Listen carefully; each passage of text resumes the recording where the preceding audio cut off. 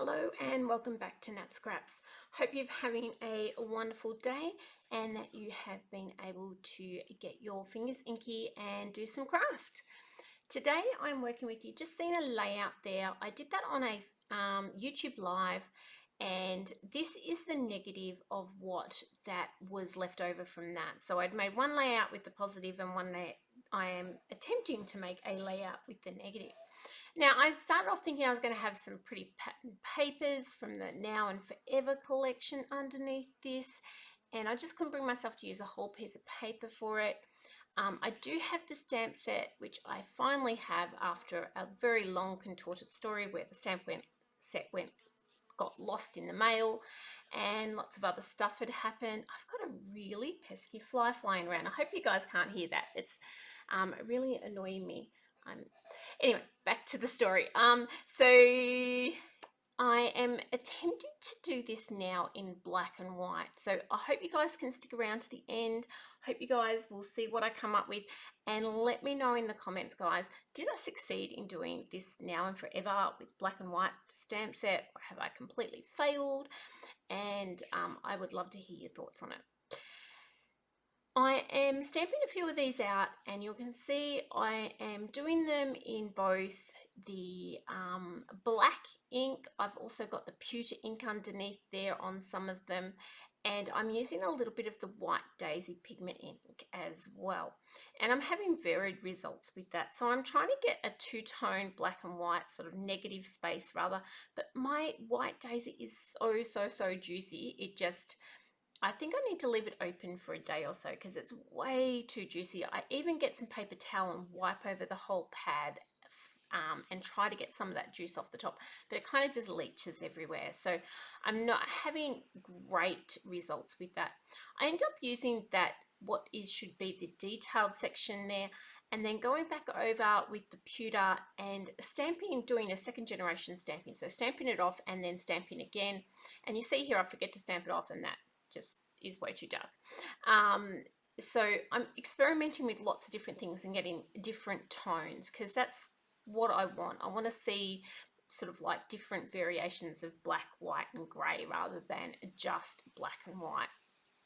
You can see I did butterflies and I did exactly the same thing. So some of them are stamped with the white daisy over the top, some are stamped with the black over the top, some are stamped with grey over the top. So really experimenting and trying lots of different things here. Some of it worked, some of it didn't, but that's where we got to. I am going to go back in and again try with this, and you can just see it just ends up that little bit blurry. I don't think I use any of these. The ones that I believe I cut out and used on the layout, mostly the ones where I stamped with the black and then did the second generation in the pewter. I'm also going to do some of the postmark, and then I am going to go and use my die cutting machine and cut most of this out. I don't have the ability to film my die cutting machine as yet. I could move it to this bench, but it's a lot of mucking around. So I just cut that out, and with the magic of YouTube, we have that all done. I am going to fussy cut that little postmark bit out, and looking back at the finished thing, I could have just cut those little wavy bits off the end, but you know, at the time I didn't know. So this For Now and Forever collection is beautiful. It's got some beautiful papers in it. As I said, sometimes I can be a bit of a paper hoarder. So I did at one stage have some bright kind of paper underneath this, and I just couldn't bring myself to cover nearly a whole page of paper and waste a heap. The stamp kit set comes with the thin cuts that also have this beautiful detailed stitched like doily kind of heart in it, and I really love that. So I cut that out in vellum, and I will cut another one out a little bit later that you will see. I'm just making clusters here. I'm trying to work things into that, and I do like how most of this is going. So I'm pretty happy. This layout actually came together quite quickly. I have a second little postmark or post stamp thing that I had stamped out. And you can see here, I'm going to bring in the me and you, and I'm going to use a little bit of our washi tape and mask off the sides so I can stamp the me and you nice and neatly on there.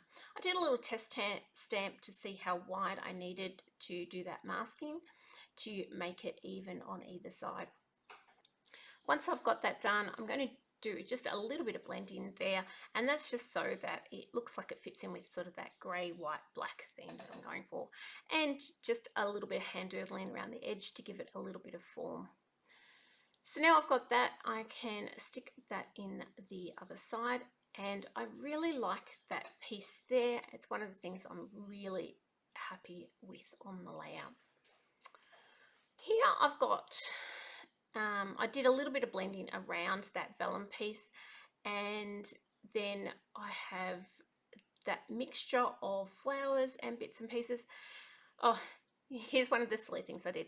I started doing this, like, I thought, oh, I had a little bit of stitching or something, give this, the areas in here, a bit of something. And then I spent way too much time doing this. I ended up having to stitch the whole lot because once I started, I didn't know where to stop. And I don't know that it really adds that much to the layout, and I spent an awful amount of time doing it. I cut the majority of it out because you guys did not want to see that long, tedious process. And I kind of wish maybe that I'd just done a little bit of blending or something instead. I decided that I need just a little bit in the background, so I'll bring in the white gloss spray. It's really important with that white gloss spray that you make sure you give it a really, really, really good shake so that's not all sediment on the bottom. It dries really quickly on your page, so you can go back and work on your page rather fastly, which is one of the things I really love about the white gloss spray, and you don't need that much of it. It goes a long, long way. But there you can see I just put a few splatters around the background and made it so that I had just something there rather than that stark black that I did have. I'm going to put back for about the 5th time all those bits and pieces that I've got, but now I'm getting to the stage where I am happy with what I have done, so I'm going to adhere most of those pieces down. So you'll see me just adding a little bit of tape to some of them. Some of them I am going to pop on a little bit of Magic Mount, and, or sorry, Magic Mount's my old term from years ago, a bit of foam tape. I'm slipping backwards again, and that just gives some dimension throughout that little clusters. Now I am going to rearrange some of these flowers a little bit later, and they will not run completely all the way down along the bottom, which is one of the things I sort of in my head, do I want them all along the bottom? And you can see here I pull out that one that sort of connects the 2 corners together there, and it ends up the top, and I really like that I did that. It gives me that triangle around the photo with the flowers, and make sure I move up and around rather than just across that area. So I was happy with that decision. I'm not always happy with all my decisions, but that one I was. Now, another thing that I really didn't have to do, a bit like the stitching, but I did it anyway, is there's this little saying that says hugs and kisses. Now, in the back of my mind, I am thinking probably a photo of one of my kids and myself for this layout, so that's what's in my mind. And hugs and kisses is quite often at bedtime, even though my kids are getting to that teenage time, they want a hug and a kiss before bed. So I wanted to add that, and I chose to kind of curve that stamp around and put them in those swirls. So it just adds a little bit to that big white space that was annoying me on the swirl, and it didn't need to be done though. It could have been done without. Here I'm cutting out the inside of that stamp, and what I'm making is a little template because I want to make the inside where I've stamped that pewter and make it a solid kind of black. And I could have done a pen, I could have cut a little heart out, shape out with a punch or a die, but I chose just to trace it and pop it there. I really like that it put a bit of a pop on the top of that area of the black, and I decide then to go ahead and do that in a couple other spots. So again, I'm looking at that triangle, so I kind of want it off to the side there and up the top, and then I'm looking at that bottom left hand corner and think that I'll cut one out and pop one there. Now, when I looked back at this and doing the editing, I was thinking I probably should have gone for more out between the two flowers on that corner rather than on that bottom, because you really can't see it. In real life, it stands out a little bit more because it has that foam tape on the bottom, so it has a little bit more dimension, but it isn't all that noticeable where I've popped it there. I am building a little bit of a cluster to go up in that top right hand corner. It's a little bit kind of open, and I just felt like it needed something up there. So I'm building a very small cluster to go up there, and you can see I'm kind of like thinking through here what I want to put up there. The other decision I had in the back of my mind was to do a border here. So before I've gone and added the parts that I want in that right hand top cluster, I'm going to draw that border around the outside edge, and that kind of holds the black. I know I've got the white on the outside, but I felt like it just needed something else. So I'm looking at the butterflies I stamped, and I did stamp lots of different ones here, so I've got quite a little collection there of different butterflies, and I go through and I'm going to attach them by popping the glue down the middle and a bit of foam tape around the edge or the wings of those butterflies, and that gives it a little bit of dimension. It means that it won't go completely flat on the page, but also that the body will have that nice curve that we know that we like to see in butterflies. I'm going to do that on the top one as well. Now, I did pop the little piece that I was using as a template up in that top corner, and then I realized that I wanted a white, and I just flipped it over and it worked perfectly. So it became opposite to what is down the bottom where there was blacks and had that white there. So at this point, I am going to start adding just a few little gems and details like that, just the tiny little details. And I get to the end of this. Oh, before I do that, I don't like how white that butterfly is up the top and how much it just sits there stark white. So I brought in a little bit of the Hickory Smoke Distress Oxide, and just with a water brush, I'm just adding a little bit of that around in areas of that butterfly so it's not stark white. I wish I had gone through and done this on the flourishes, and I'm tempted to go back and do it and make the flourishes sort of more 3D, sort of more, but at this stage, I just wanted to get this layout finished, and I kind of didn't do it. And I know in the back of my mind I probably should have. Here I'm adding just those little enamel dots and a couple of little paper hearts and details like that around the place, and these are just going to help again with those little pops of black in between where I've got the grey flowers and things, and then using the opposite again up in that top right hand corner, I'm using the white. So just depending on where I am, what color I'm using. Now, I looked at the little Love You More, and again, it's something I quite often say to my kids, and I kind of like that.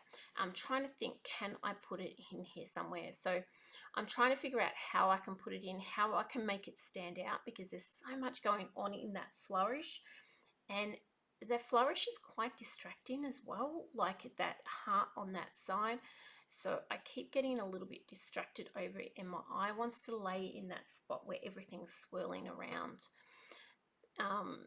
I stamped it first onto some white card, and I also then stamped it onto some vellum, and I was thinking that the vellum may just be enough to pop it out, and I kind of cut it out and look and go, it's not going to do anything. It's just going to make it even more distorted in that corner. I then cut out the white one that we have here, and I'm going to take a long time to do this, so I've cut out a lot of the footage because I make it really, really close to the whole wording, and you can see there I've trimmed it really, really tight. I'll put that in there and I go, no, it's still not going to work. So even though I spent a lot of time cutting that out, I knew when I popped that down it wasn't going to work. So I have to come up with another solution again. So I sit here for quite a while, and I didn't cut out this brainstorming session that I had here, just wandering around the page thinking, can I get this to work? Can I get this to work? Can I get this to work? And then I put it on some vellum, and it's still not going to pop out enough. Eventually my solution is, with that heart doily shape, I cut out some black, and I'm going to bring that in. It means I have to move a whole heap of things around, which in the end works. So you can see here I'm sliding it. It covers up a bit of that white flourish that's really distracting my eye, which really solves quite a few problems that I was having. I still put it there and I go, still not working for me. I'm then move a couple more things and I think, yep, I can get it in there, and I can get it part over the photo and part down. I have to move a couple of those things around. There's a little gap in there, but eventually I get it. Now I do move this flower, and for a couple of minutes I put it over there. Now I moved that back, but when I seen that in the footage I thought maybe I should have kept that. So let me know if you think the same. Should have I kept that flower over that other side? Now I do put a little bit of foam tape on the back of this so that it's going to sit up at the same level as my photo. Some of the wording on the love and the more will actually cover the photo just slightly. And that little ticket stampy piece I stuck just in the bottom. Now I feel like I need a full stop on the end here now. So I feel like I've built out that corner, and where I had that flower just momentarily earlier, I feel like I need like a full stop. So that's where these white acrylic pieces come in. They are hopefully going to give me a little bit of a full stop, and then I just move those little enamel dots to help get all that in place. I'd love to know what you guys think. Here's a little bit of a slowdown with a few of the details. Let me know, leave a comment down below. Thank you guys so much if you've got to this end. I appreciate you guys sticking with me and watching what we get up to. And now I have, let me talk straight. Now I have a few close-up shots, and then that's it, guys. So I will see you guys on the next one. Thanks again, guys. Have a good day. Bye. I know you told your friend you're not okay, and tell me what's wrong and why you never said you felt that way. And guess you're trying to stay strong and fake a smile until I look away. But I've known you too long, and